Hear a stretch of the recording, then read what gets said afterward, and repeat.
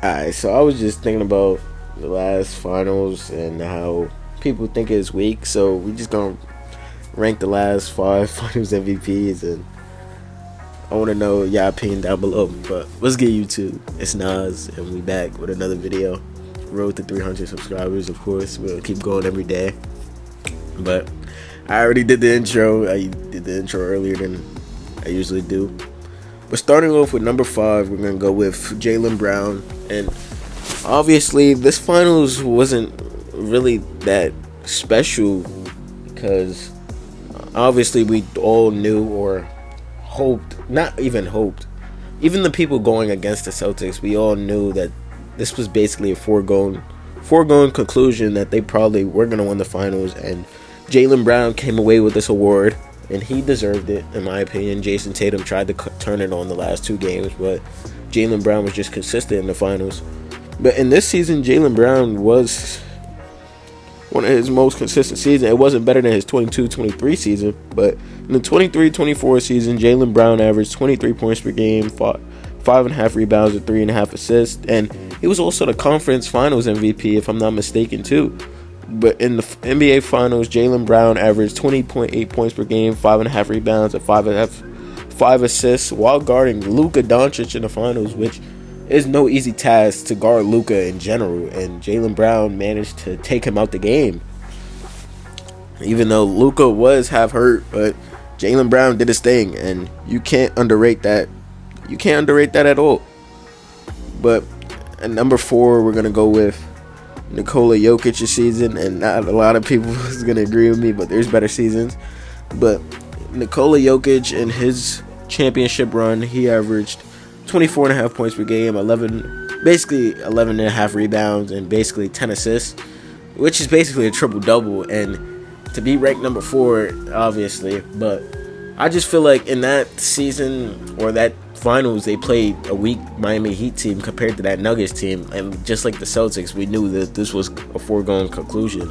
And Jokic could have been the MVP this season, but they obviously gave it to Embiid. Some may say voter fatigue, some may say Embiid was better this season, but Jokic put on a show this season. He did everything in his power for the Nuggets to win, because last year they got embarrassed by Steph and the Warriors, Steph and the Warriors. So it came back with a vengeance, and nobody could stop them. And people thought they were going to repeat this year until the Minnesota Timberwolves obviously beat them, and they lost a key piece in Bruce Brown, which not a lot of people talk about his value to the Nuggets now. They just talk about the loss of KCP and whatever. But Bruce Brown was a part of that finals run, and he was crucial to closing out games. But Jokic in the finals, he averaged 30 points per game, 14 rebounds, and 7 assists.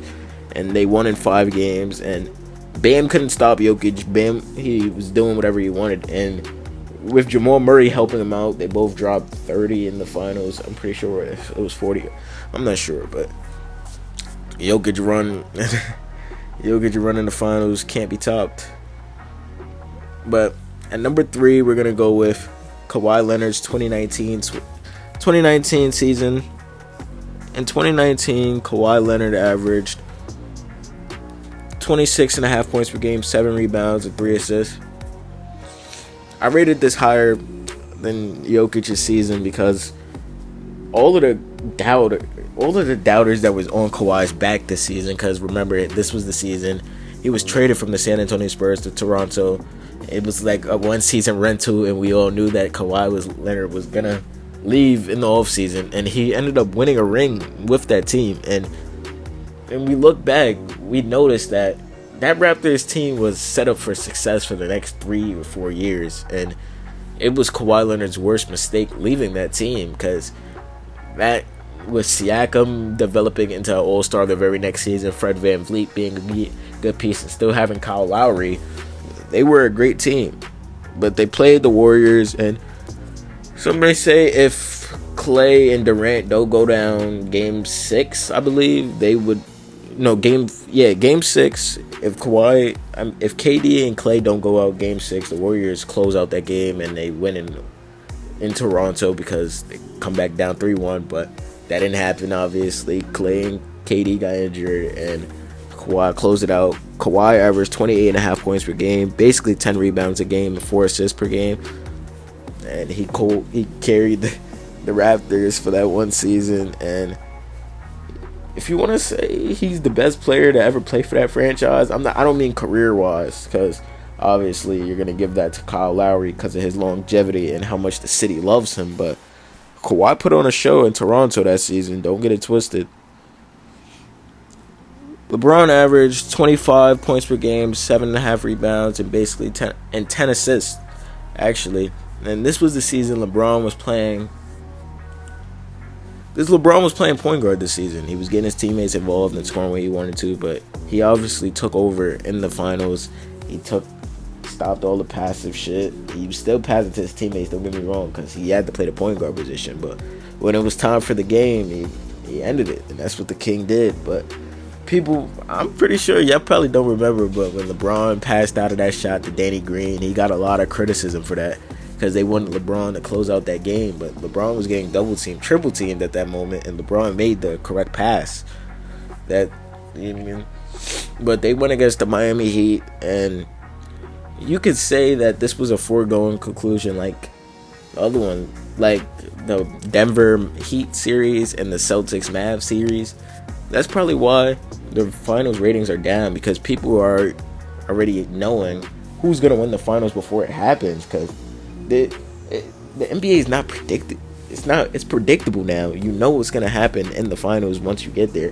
In the regular season could be unpredictable, but the finals, it just seems like a foregone conclusion. And this was LeBron was still the best top 3 player in the league at the age of 35, and he proved why he was the best. He was one of the best in the world, and he was second in the MVP voting, and he could have honestly won the MVP voting if it was not for Giannis being dominant and winning MVP and Defensive Player of the Year this season. But LeBron closed it out in the end. But the next season, the 2022 season, I don't know where we're at in the rankings. I'm not going to lie. I got lost. But we're going to do the 2022 season, Stephen Curry's season. Stephen Curry returned to the promised land. He averaged 25.5 points per game, 5 rebounds, and 6 assists.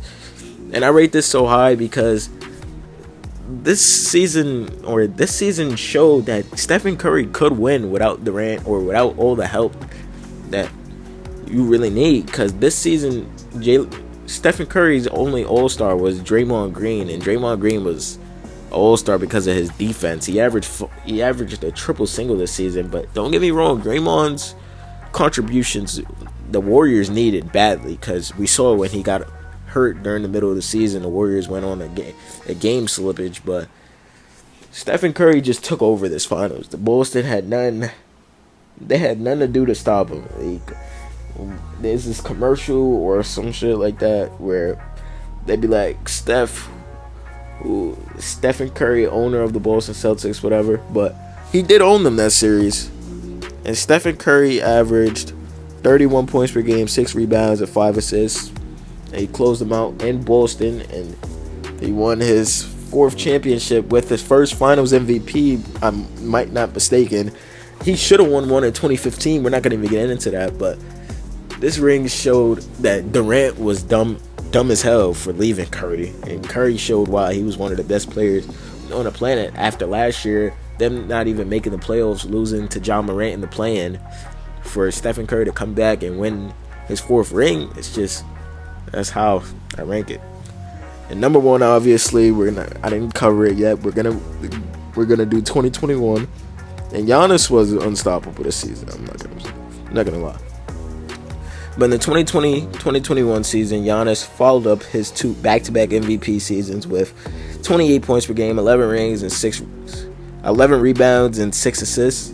And the biggest critique on Giannis' career at that moment was he couldn't get past, he couldn't get to the promised land, because the last time he was in the conference finals in 2019, he lost to Kawhi Leonard, and in 2020 he didn't even make the conference finals. With being the MVP of that season, Giannis, they were raising questions over whether the Bucks could be the right team for Giannis. I remember Giannis in trade rumors that trade rumors to the Warriors and shit like that. But Giannis took over this season, bro, and he could have honestly been the MVP again if it wasn't for voter fatigue. But Giannis's voter fatigue is crazy. But in Giannis's finals appearance, he averaged 35 points per game, at 13 rebounds, and 5 assists. And just listening to those stats, you can see why I put him at 1, bro. It's just nothing else to say. We obviously know about the clutch block he had in DeAndre Ayton in Game 6 or Game 5, whatever that was, and he dropped 50. He dropped 50 and 10, 15, 50 and 15, whatever, to close out the game. He went to Chick-fil-A after, and he did whatever he wanted. He was the king. He was the king of the NBA at that time. Obviously, Giannis and Jokic are basically fighting for that number 1 spot, in my opinion. It's a toss-up between him and Jokic right now. But I want to know, how would y'all rank the last Finals MVPs? Let me know down below. Subscribe. Hope you enjoyed. I got some videos right here. If you enjoyed this video you just watched, video on the right and video on the left, and click on it.